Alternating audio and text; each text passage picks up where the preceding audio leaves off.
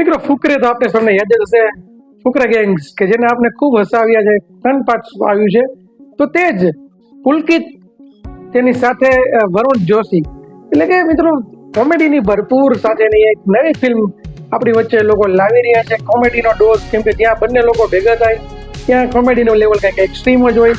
કોમેડીની સાથે સાથે એક આપણા માઇન્ડની એક વિચારથી કરી દેતી સ્ટોરી, એટલે કે રાહુ કેતુની સ્ટોરી, કે જે રાહુ ગતિ, જે નથી દેવ કે નથી દાનવ, બંનેની વચ્ચે અટવાયેલા છે રાહુ કેતુ, કે જે આપણે ઘણીવાર નુકસાન કરતા હોય છે, ઘણીવાર ફાયદો કરતા હોય છે, પણ એ જ્યાં જ્યાં જાય ત્યાં ભયાનક હાહાકાર મચાવતા હોય છે. તો તેવા રાહુ કેતુની સ્ટોરી લઈને એનું ફિલ્મનું નામ જ છે રાહુ કેતુ. તો આવ્યું છું ગલગલ બજરંગી, ચેનલનું નામ છે રિવ્યુ વાલા, જોવા પણ વિચારીને ટાઈમ બચે સબસ્ક્રાઇબ કરી નાખજો મિત્રો.